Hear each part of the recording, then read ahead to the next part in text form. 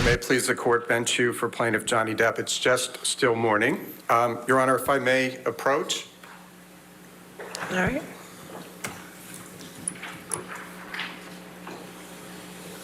Thank you. Thank you, Your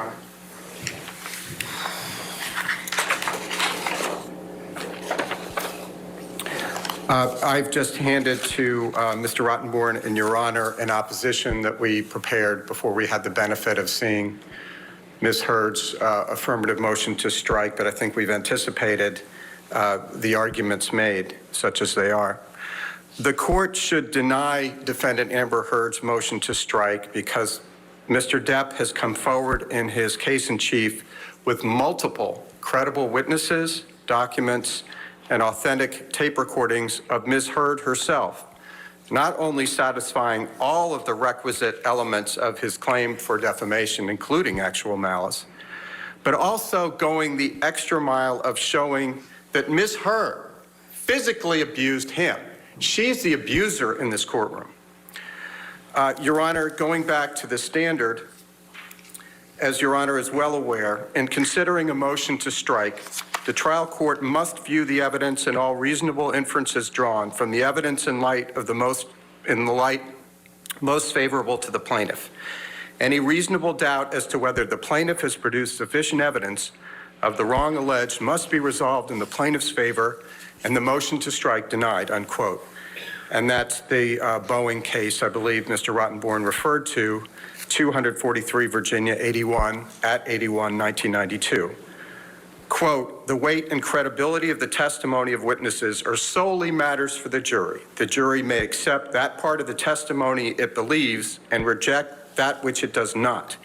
It is also within the exclusive province of the jury to draw any reasonable inferences from the evidence before it, citing Rate versus Minix, 275 Virginia 579 at 585.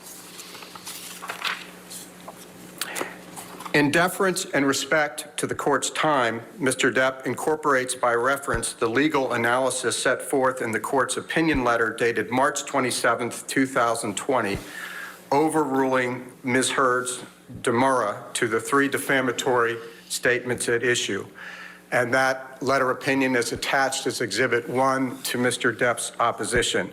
That's where the court fulfilled its proper gatekeeping role that Mr. Rottenborn referred to. As a threshold matter, the elements of a defamation claim are the following: publication of an actionable statement with the requisite intent, citing the Shaker versus Bonfalt case, 290 Virginia 81 at 91. As to damages, they are presumed here because Ms. Heard's false allegations of domestic abuse, sexual assault, and rape constitute defamation per se, citing the Tronfield case, 272 Virginia 709 713, a 2006 case.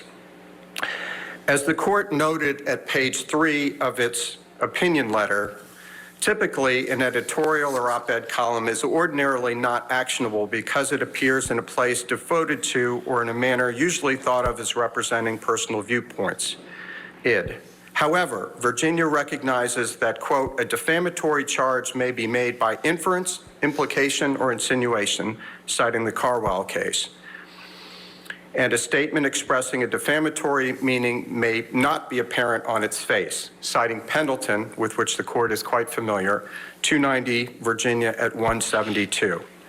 Accordingly, in order to render words defamatory and actionable, it is not necessary that the defamatory charge be in direct terms, but may be made indirectly, and it matters not how artful or disguised the modes in which the meaning is concealed, if it is in fact defamatory. Carwell, 196 Virginia at 7. And based on the authority and reasoning set forth in pages 4 through 8 of the opinion letter, the 3 statements at issue are actionable under a theory of defamation by implication. Mr. Depp established in his case in chief that Ms. Heard in fact made all 3 of the defamatory statements at issue. As the court admitted into evidence as Plaintiff's Exhibit 1, the op-ed Ms. Heard published in her own name in the Washington Post on December 18th, 2018. And let's take the three statements and the proof that has been adduced. Statement number one, Amber Heard, quote, "I spoke up against sexual violence and faced our culture's wrath. That has to change." Per page 6 of the opinion letter, the first statement could reasonably convey the alleged defamatory meaning, i.e. that Mr. Depp abused Ms. Heard, to its readers without extending the words beyond their ordinary and common acceptation. See Pendleton 290, Virginia at 172, also citing the Carwell case. Resolving every fair inference in Mr. Depp's favor, this statement could reasonably imply that the sexual violence Ms. Heard spoke up against was in fact perpetrated by Mr. Depp. Mr. Depp produced several credible witnesses and documents proving that Ms. Heard was implying that he committed sexual violence against her. Mr. Depp himself testified to that, as did his sister, Christy Dombrowski. Mr. Depp's former agent, Christian Carino, testified that, as did his current agent, Jack Wiggum. But perhaps most convincing of all, and most disgusting of all, was the testimony of the ACLU's Terrence Doherty, a lawyer nonetheless. Mr. Doherty testified, among other things, that when when they were pitching the op-ed to the Washington Post, they stated, "Hey, Michael, wondering if we might interest you in a piece by Amber Heard, who, as you may recall, was beaten up during her brief marriage to Johnny Depp, on what the incoming Congress can do to help protect women in similar situations." Mr. Doherty also testified that everybody understood, as Ms. Heard and the ACLU clearly intended, that this statement and the other two statements referred directly to Mr. Depp. Quote, "This is an article that was in USA Today and specifically ties Amber's statement in her op-ed piece to Johnny Depp." And when Jessica Weitz, who actually wrote the op-ed that Ms. Heard later adopted, she says, quote, to Mr. Doherty, "So much for not mentioning JD," when the USA Today made clear that they, like everybody else who read the op-ed, understood that, as Ms. Heard clearly intended, it referred to Mr. Depp, which makes her Instagram post 2 days before the trial began, that she didn't mention Mr. Depp, all the more outrageous. Your Honor, there is Ms. Schulman, also of the ACLU, acknowledged that Ms. Heard's op-ed referred to Mr. Depp. So it's very clear that the ACLU and Ms. Heard intended. That was the whole purpose of this, so that they could get interest in this and it would coincide with the premiere of Aquaman, because otherwise no one would have been interested in anything written by Ms. Heard. Mr. Doherty also testified that Ms. Heard only paid 1.3, actually she didn't even pay all that, out of the $3.5 million that she had pledged to the ACLU, and then they helped her lie about it. And it's one thing, Your Honor, for her to stiff the ACLU, which frankly played a reprehensible role in this case. It's quite another for her to fail to honor her obligation to the Children's Hospital of Los Angeles with sick and dying children, and that she failed to do as well. And as Your Honor has mentioned, the fact that she put her name on that article means that she is responsible for all of those statements, which she specifically adopted later. And I'll go through the other two statements quickly, Your Honor. Well, can we stay on this one for one moment, though? Yes, Your Honor. Because do you agree that the only evidence before that we've heard in this trial, as far as the title of the op-ed, is that even Mr. Doherty, I believe, testified to it, that it was something that Washington Post wrote?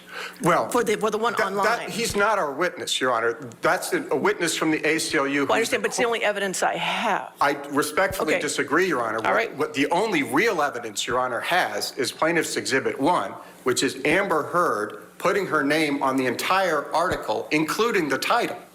That is the only evidence before you. The ACLU was a co-conspirator with Ms. Heard, and whether they say, oh, maybe the Washington Post wrote it, that's not the end of the story. All she has done is create an issue of fact as to whether she wrote the title or not. So you're saying just having that exhibit in evidence is enough? Absolutely. Absolutely, Your Honor. Her name is on the article. Okay. What does an average reader expect? So that alone is sufficient to beat a motion to strike. If they want to come back later and say, gee, she didn't write the title, as if that were a defense, I hope they make that argument. I hope they make that argument to the jury, because it's about as credible as her argument that, oh, I wasn't referring to Johnny Depp. She didn't have to. And the testimony of Terrence All right, we're going to Doherty, hit the pause button. You're going to see all of this when we come back. We're seeing the Depp team's response to the Heard team's motion for summary judgment. We'll be right back after this. All I want to do is support women and change the narrative and change the conversation surrounding how we as a culture deal with women who do dare to come up against powerful men and the people that aim to benefit from that power and maintain the status quo. I am not speaking about myself. I'm not speaking about my relationship. Why would I? Amber Heard has been speaking out since the start of her legal battle with her ex, Johnny Depp, and is expected to testify this week, perhaps as early as tomorrow. That is what our sources are saying.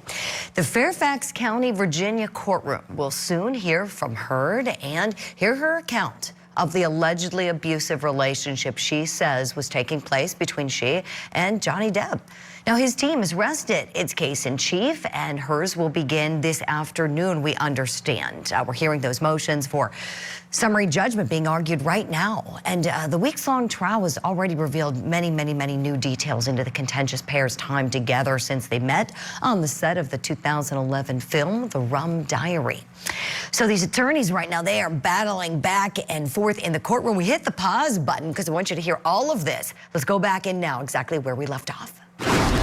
of Terrence Doherty was very clear that when they took out the references to Johnny Depp, no one was interested in this article anymore. So she said, put it back in, make it more spicy so people would read. Otherwise, she couldn't get it in the Washington Post. It would be back in Teenage Vogue, which is the other publication that was considering publishing it, because no one was interested in what she had to say unless she was defaming Mr. Depp. But if I could go to the second statement, I'll try to be quick, Your Honor. 2 years ago, I became a public figure representing domestic abuse, and I felt the full force of our culture's wrath for women who speak out. As for the second statement, defendant called herself a public figure representing domestic abuse, which can be read to imply that she became a representative of domestic abuse because she was abused by Mr. Depp, not just because she spoke out against alleged abuse. This inference can be drawn without extending the language beyond its ordinary common acceptation, citing Carlisle 196, Virginia at 8. Your Honor, quote, to constitute a publication, it is not necessary that the contents of the writing should be made known to the public generally. It is enough, it is said, if they are made known to a single person, unquote, citing Snyder versus Fatherly, 158, Virginia, 335 at 350. Everybody and his grandmother testified that Ms. Heard was referring to her bogus ex-parte TRO that she obtained on May 27, 2016. And it was interesting that Mr. Depp's own lawyer said that she wasn't even provided notice. So Ms. Heard made very sure that Mr. Depp wouldn't have notice of the ex-parte TRO.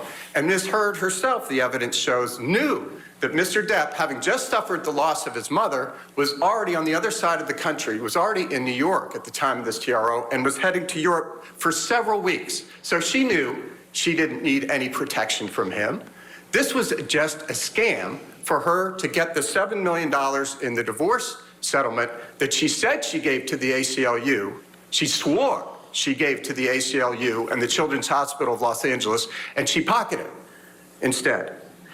Mr. Depp, Ms. Dombrowski, Mr. Carino, Mr. Wiggum, and the inimitable Mr. Doherty of the ACLU, which lent its once respected name to Ms. Heard's defamation. So while Ms. Heard may have avoided any direct mention of Mr. Depp's name, there is extensive testimony and evidence in the record showing that the implication of her op-ed could not be more clear, i.e., that Mr. Depp abused Ms. Heard during the course of their marriage. Under Virginia law, quote, "It is not necessary that the defamatory charge be in direct terms, but it may be made indirectly. And it matters not how artful or disguised the modes in which the meaning is concealed if it is in fact defamatory."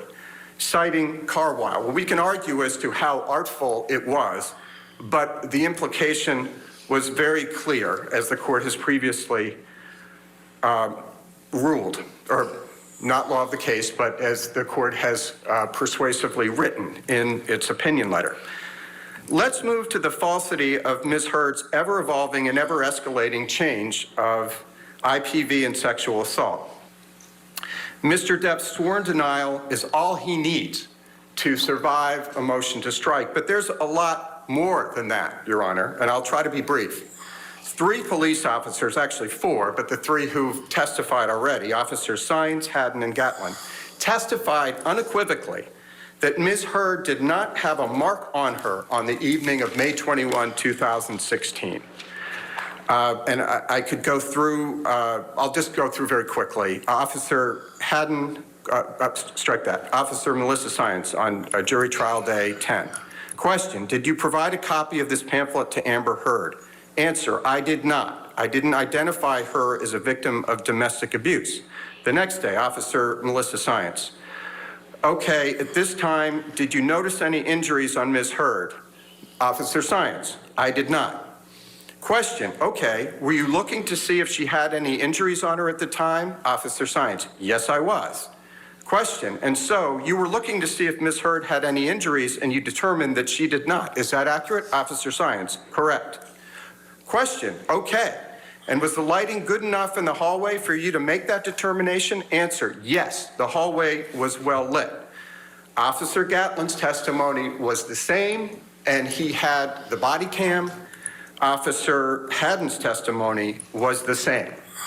The testimony of nurses Debbie Lloyd and Erin Barham, who, like the police officers, did not work for Mr. Depp. In fact, they worked for Dr. Kipper, also belie Ms. Heard's false allegations of abuse. Isaac Baruch and Alejandro Romero both testified that they saw Ms. Heard repeatedly and in the clear light between May 21, 2021, which was the last time Mr. Depp saw her before leaving on the Hollywood Vampires tour. The next time he was to see her was when Ms. Heard begged him to come see her in San Francisco, which is hardly the act of a domestic abuse victim. So we have Isaac Baruch and Mr. Romero saying that they saw Ms. Heard repeatedly in the interval of time between May 21 and May 27th, when she obtained the farce ex parte TRO, and they saw no marks on her face and no swelling. 2 witnesses, Mr. Baruch and Brandon Patterson, saw the video of Ms. Heard and her sister Whitney pantomiming the fake punch after this alleged incident of abuse.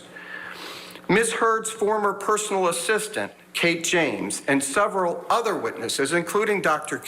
David Kipper, saw no violence by Mr. Depp and no injuries to Ms. Heard. Indeed, witness after witness has come forward to testify that Ms. Heard, far from being a domestic figure representing domestic violence, unquote, is in fact a recidivist perpetrator of domestic violence on Mr. Depp and others. We have the testimony, the harrowing testimony of Mr. Depp himself, who described several witnesses. One, as Your Honor will recall, when he was hiding in the bathroom after escaping one of her attacks, and she claims to have hurt her foot kicking the door. Mr. Depp opens the door to see if she's hurt, and then she kicks the door in on him and punches him. We have the incident of December 15, 2015, when Ms. Heard threw punches at him wildly at the back and side of his head Mr. Depp testified that he ducked and covered to protect his face. Eventually, he turned around to grab her and stop her arms from flailing. December 15 in the Bahamas. During an argument, Ms. Heard grabbed a can of mineral spirits and threw it at Mr. Depp's face, striking him in the forehead, bridge, and nose area, and the jury saw a photograph of the bridge on the bruise of his nose. We have testimony from Mr. And by the way, Tara Roberts, who is the manager of the island, confirmed that the incident with the mineral spirits. You have Mr. Depp. All right, before we head to break, and we're hitting pause, you're not going to miss any of this. I feel like this needs a little bit of an explanation because it can be really, really confusing. I remember my head spinning as a law student when I was trying to learn this stuff. So, okay, summary judgment is kind of a tool. It's something that one side can do to try to bring an end to the case, essentially to say to the judge, the jury shouldn't hear this case. It shouldn't even go to the jury because there isn't a fact in dispute, a claim hasn't been made out, it should just end right here and now. So this is essentially, and I'm really boiling this down, this is what Amber Heard's team is saying. Summary judgment is what they're asking for. We see the Depp team responding here. What the law says is that the evidence has to be viewed in the light most favorable to the non-moving party, non-moving being the party not making the motion. So that would be Johnny Depp, right? So at this juncture, that's what the law says. The evidence has to be viewed in the light most favorable to Johnny Depp. And here, I'm going to make a prediction. I just tweeted this out. I'm going to say it here too on the show.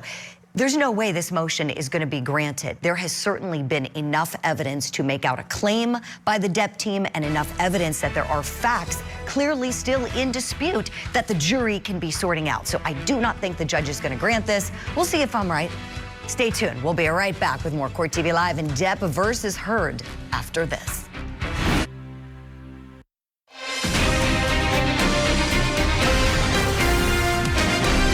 Welcome back to Court TV Live. I'm Julie Grant. Let's get you back into the courtroom now and hear the remainder of the arguments on this motion for summary judgment, you know, in plain, normal people speak, to end this case right here and now. Shouldn't go to the jury. Certain claims. Let's go back in. You have Mr. Depp's testimony of what happened on April 22nd, 2016. And we've heard testimony today from Aaron Borum-Filati that Mr. Depp was very responsive, was very sociable, was not in any way inebriated that day when Ms. Heard says he was, and she attacked him that night as well. And I'm getting to the end of this, Your Honor.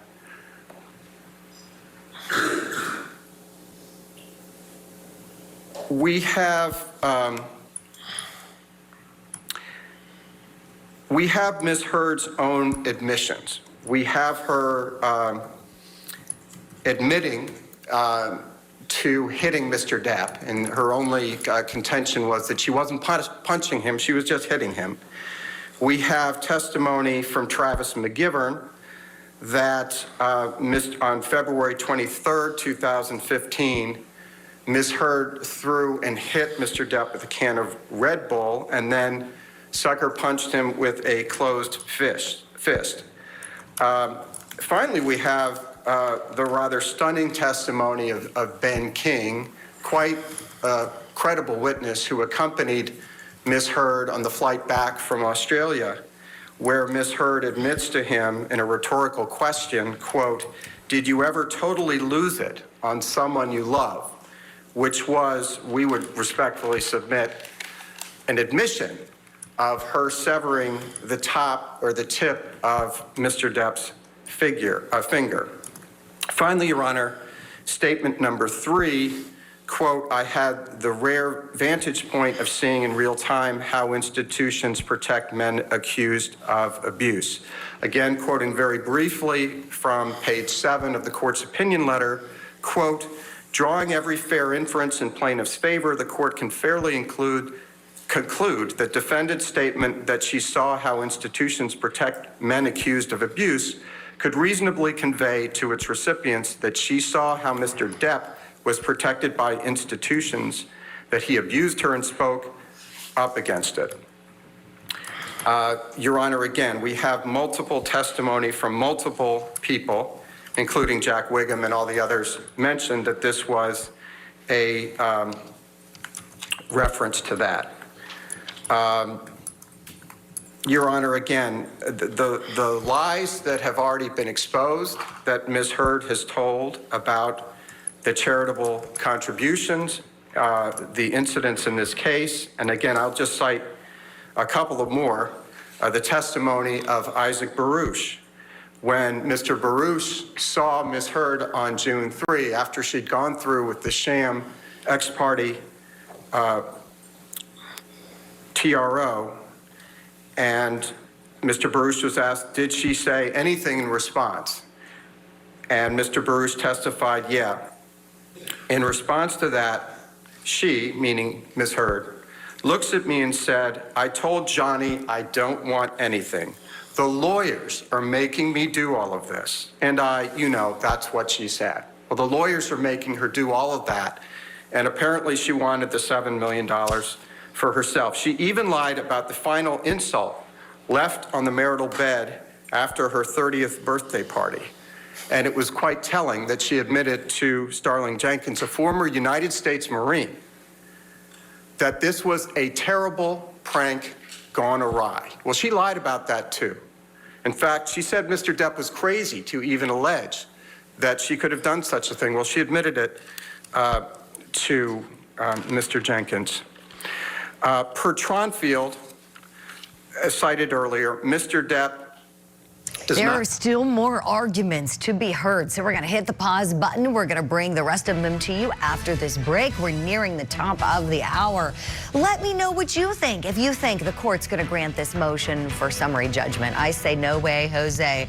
We'll see what happens. I've been wrong before. Stay right there. More Court TV Live after this. Calibrate.com.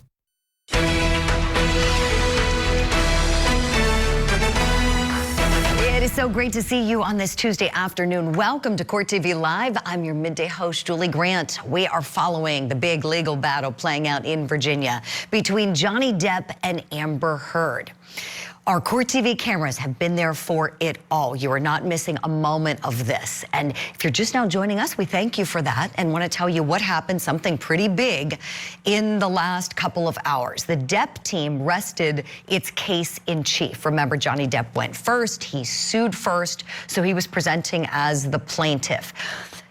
It should be Amber Heard's team's turn after this. But what comes first in cases like this one, the civil case, is these motions being made by the Heard team. Motions to strike out evidence, motions for summary judgment, wanting the case to end now, saying that the Depp team hasn't made out claims, saying that facts are still not in dispute, that the jury shouldn't hear the case. We're going to get the judge's decision in just moments. We have to hear the remainder of the arguments from the Depp team attorney. Let's go back in exactly where we left off in our last hour. Does not have to prove damages because this is defamation per se. In fact, these involve some of the most heinous crimes any man or woman can be accused of. However, he has done so. Jack Wiggum tested yesterday that the impact of the op-ed was catastrophic on Mr. Depp's personal and professional life, that it was a $22.5 million loss on Pirate 6 and another $20 million on others. We've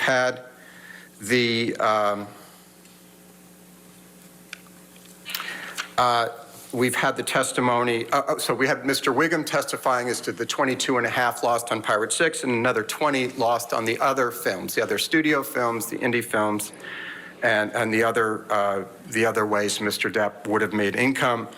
We have Richard Marx's testimony, Douglas Banya's testimony, and the testimony of Michael Spindler just this morning.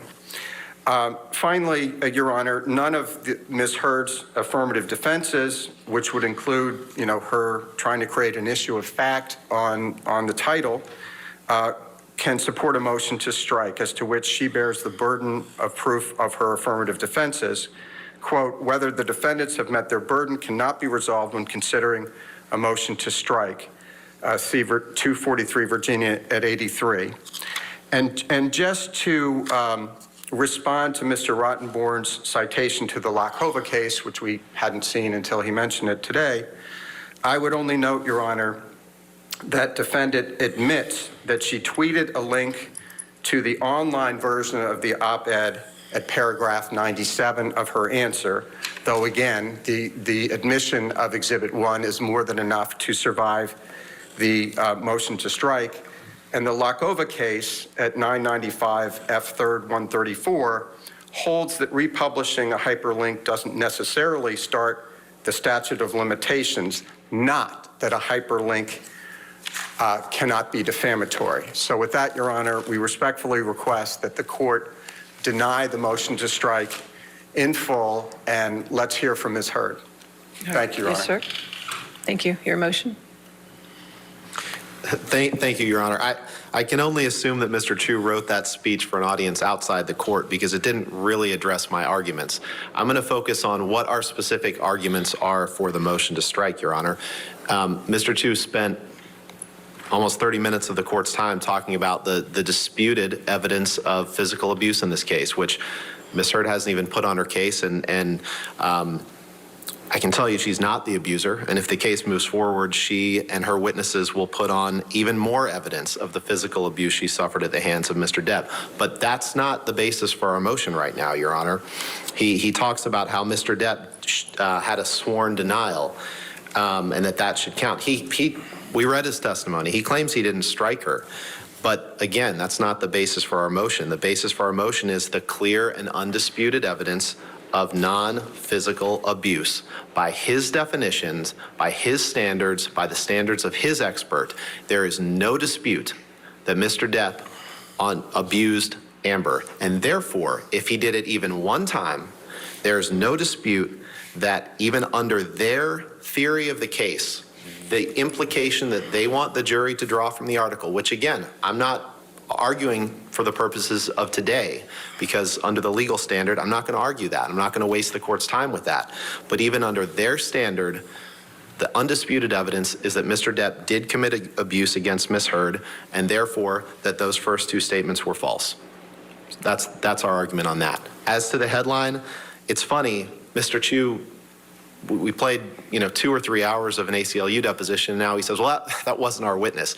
It was his witness, Your Honor. He just spent 10 minutes talking about what Mr. Doherty said, and Mr. Doherty testified that the Washington Post wrote the headline. That is the only evidence, Your Honor. I understand he says, well, Exhibit 1 has her name on it. Exhibit 1 has her name on it, but the only evidence in this case about who wrote that headline is Mr. Doherty's testimony. It is undisputed. They could have put anyone else on. They could have called Ms. Hurd for that because that was not part of the stipulation at the pretrial conference. It was only the tweet that we talked about, Your Honor, and they chose not to do that. Now, Ms. Hurd will testify she didn't write that headline, so it wouldn't have helped them. But they've had 3 weeks to put on their case, Your Honor. They've controlled the playing field of evidence. There is no dispute that Ms. Hurd did not write that headline. No dispute. Simply saying, well, her name is attached to it, that can't overcome the testimony of the ACLU. They call them a co-conspirator. Of course, Mr. Depp chose not to sue them.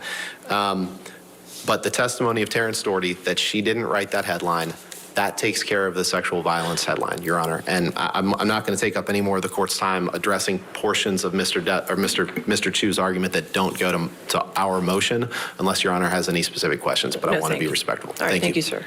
All right, for this motion, I've taken the arguments of counsel, and last night I reviewed all of the evidence that has been submitted in this matter. So as to the second and third alleged defamatory statements, the motion to strike at this juncture, I view the evidence in the light most favorable to the plaintiff and reasonable inferences from the evidence to the plaintiff. And if there is a scintilla of evidence that a reasonable juror could weigh, then the matter survives a motion to strike.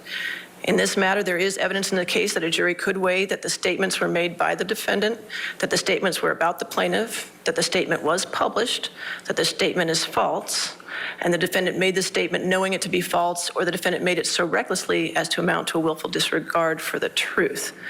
The weight of that evidence is up to the fact finder. So the motion to strike is denied as to statement 2 and 3. The motion to strike as to statement 1, I'm going to take under advisement. because if it's not a stipulation, I'm not sure what it is, but there seems to be an agreement that the tweet of Ms. Heard is part of the plaintiff's evidence, which is not in evidence at this point. So I can't rule on that statement, whether or not it is just a tweet or if it's some sort of republication or something. I don't know because I haven't seen it yet. So as to the motion to strike on statement 1, I'm going to take an advisement because ruling on it now, it would be premature because I just don't have that evidence in the case, okay? Thank you very much, Your Honor. All right. Since it's 12:30, you want to just take lunch?